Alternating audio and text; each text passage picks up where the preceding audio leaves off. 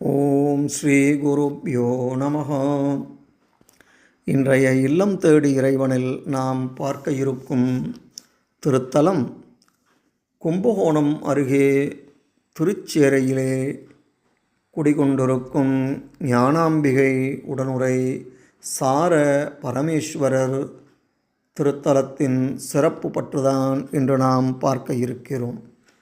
தேவாரப் பாடல் பெற்ற சிவாலயங்களில் ஒன்றாக திகழ்வது இந்த கோயில்.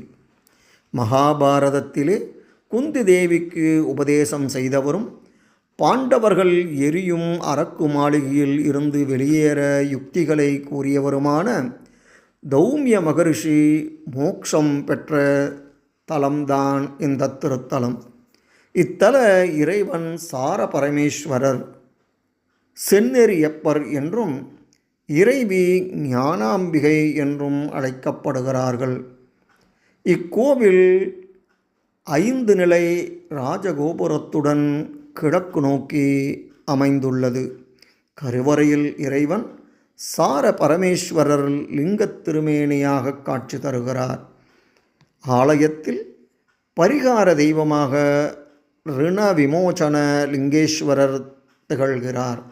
இது மார்க்கண்டேய முனிவர் பிரதிஷ்டை செய்து வழிபட்ட லிங்கமாகும். இங்குள்ள ரிண விமோசனரை முறையாக நாம் வழிபட்டால் நமக்கு இருக்கும் பிறவிக்கடன், பொருள்கள் வாங்குவதால் ஏற்படும் கடன்களிலிருந்து பக்தர்கள் விடுபடுவார்கள் என்பது நம்பிக்கை.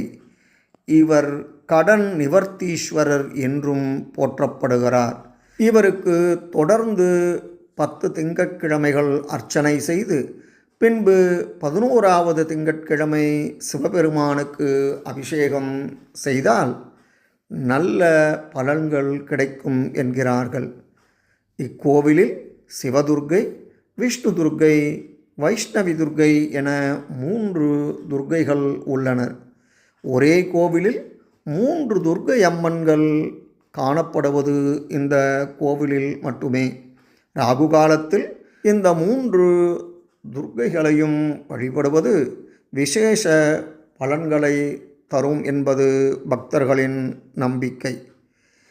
ஆகவே இவ்வளவு சிறப்புமிக்க இந்த சார பரமேஸ்வரர் ரிண விமோசன லிங்கேஸ்வரரை தரிசித்து அனைவரும் எல்லா வளமும் நலமும் பெற்று வாருங்கள். நன்றி, வணக்கம்.